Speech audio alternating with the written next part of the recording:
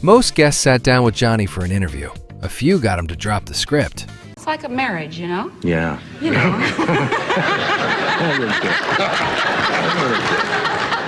You're really cute. Some weren't shy about it. I enjoy flirting with you. Yeah, your eyes are brown. You have nice brown eyes. Thank you, but I do. You're fun to flirt with because you thanks. respond. Others were bold enough to catch him off guard. These are the nights the tease landed, the room changed, and Johnny had to decide how far to let it go. And now, ladies and gentlemen, Johnny.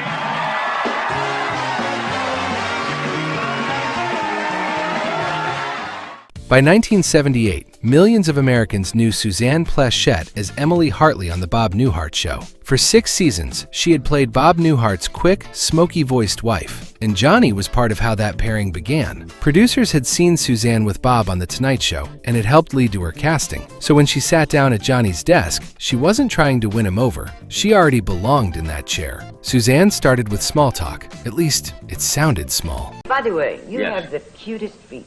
You've never really showed your naked feet here to the audience, have you?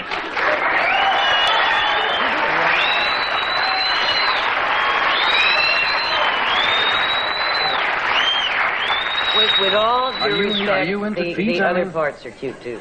Yeah? But I saw him on the beach last yes. week, Yes. and you just took my breath away.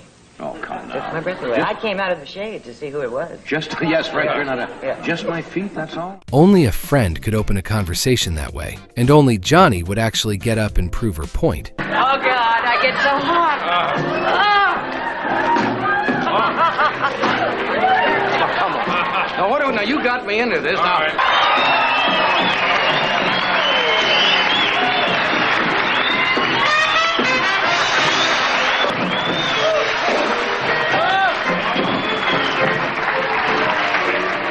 Back at his desk, Johnny tried to steer them toward her anniversary, 10 years married to Tommy Gallagher. Suzanne had a different angle on it. Did you wear white? Well, I was afraid God would strike me dead. I see. I wore off-white.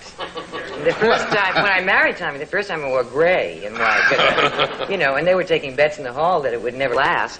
But that was a mini skirt, and you know that my parts are in different places now. I was afraid to put it on again. Did you?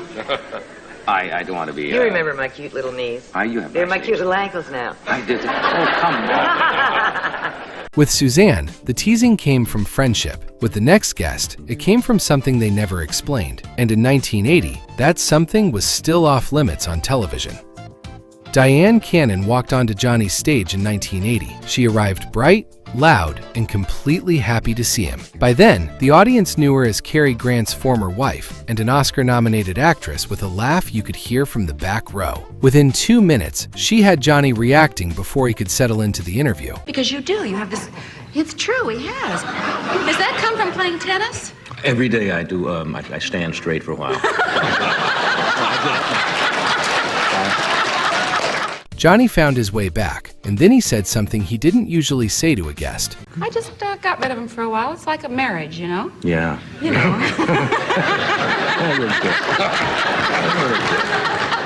You're really cute. It lands differently once you know what the audience didn't. She and Johnny had something between them.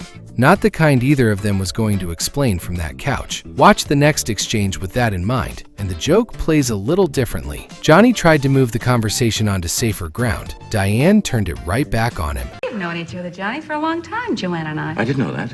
Well, you and I have known each other longer than Joanna and I have known each other. Joanna. Joanna, but I know Yes, Joanna after. Okay, I'm going to regroup here. So. You always get me in trouble. And then she gave him an opening he couldn't resist. I'm redecorating my house, and which is in Malibu, not far from your house. Yeah. And I hear yours is just beautiful. Well, you must come up and see it. Yeah, I'd like to. How about tonight? For decades, that was all viewers had, 2 old friends, smiling through a private joke. And in 2025, Dyan gave that moment new context. Would you describe it as a love affair? Yes, absolutely a love affair. Absolutely. Real love. Physically, we were never together, but spiritually we were. Hope you're hearing this, Johnny. With Dyan, part of the story stayed unspoken. The next guest brought the warmth right to Johnny's desk, and Johnny was right there with her. Dolly Parton walked onto Johnny's stage in 1979, already bigger than country music. She had crossed over to pop, won Entertainer of the Year, and become a familiar face far beyond country radio. But with Johnny, she never played the star. She showed up like an old friend, and Johnny always seemed glad to see her. Dolly had a way of making a compliment feel like an invitation. Maybe if you don't see me before when I go, We may cross paths up there. Yeah, at least we'll be closer. Maybe we'll get to be better friends. I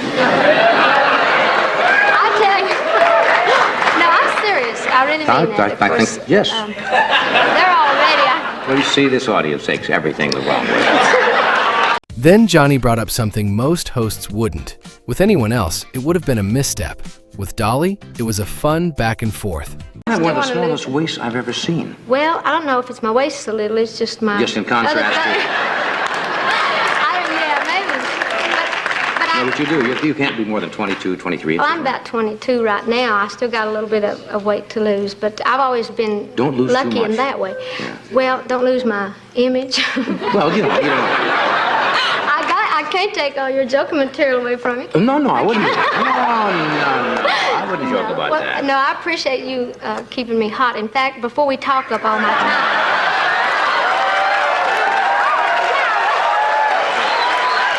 22 inches. That was her waist measurement, and Dolly had been making that joke about herself for years.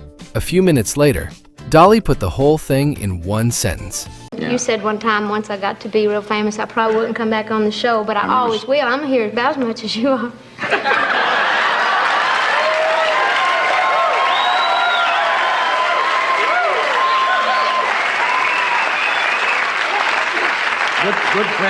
Good friends can say that. Yeah, well, that's what I mean. We can say anything. If you like these old moments with the story around them, subscribe. There's another one every week.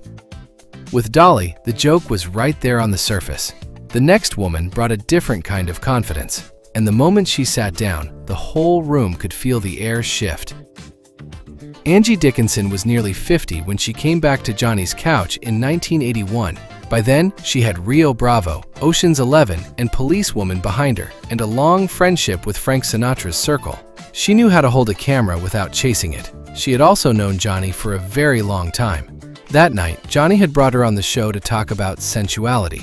Within minutes, Angie turned the topic back on him. Sure, I think you're sensuous. You're Well, now, you sexy. see, I you're just- I cute. push you get into out that. there in those little shorts, in your little skits, and you're adorable. I don't want to be adorable. I want to be brooding and sensual. That's all I get is an adorable cute. Men don't like to be called cute. 5 years later, she came back, and this time, she wasn't being subtle. I'm not listening to anything you're saying. I'm just looking at your pretty eyes.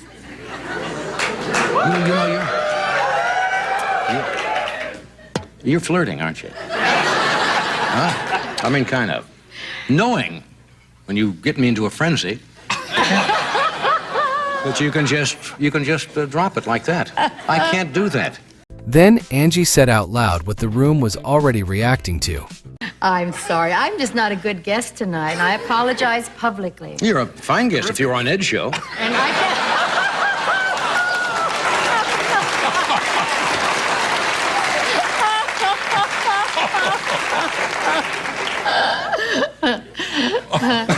and I enjoy flirting with you. Yeah, your eyes are brown. You have nice brown eyes. Thank you, but I do. You're fun to flirt with because Oh, you thanks. respond.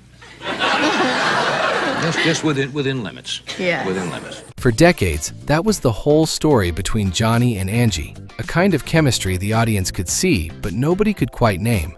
Then in 2019, CBS Sunday Morning gave the moment a little more context. Did you and Johnny ever date? Mm-hmm. We did date. Who broke it off? Things happen. With Angie Dickinson, the chemistry was undeniable. The next guest left Johnny searching for the right reply. By December 1982, Sally Field had already lived several careers in front of America.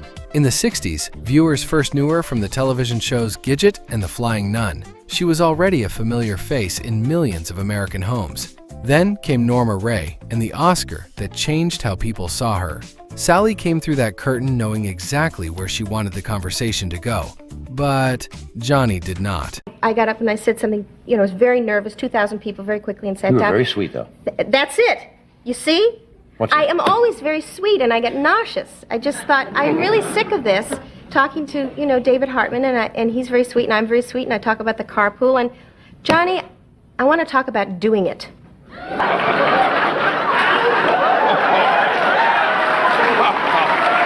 For a second, Johnny seemed to check what he had just heard, and she didn't soften it. I It's assume late at you mean night. when you say doing it. I mean it. I want to know. Tell me. Then he tried to steer the conversation. Sally heard it differently. That was the problem. That's the problem. Well, another revelation here, folks, from late night television. Well, I've got to Yeah, it was much too think young. this over and do a little break here. Then we're going to. You have a film clip of this? Of that? No. That was the charm of Johnny Carson's desk. Sometimes the best part of the interview wasn't the question, it was the moment nobody planned.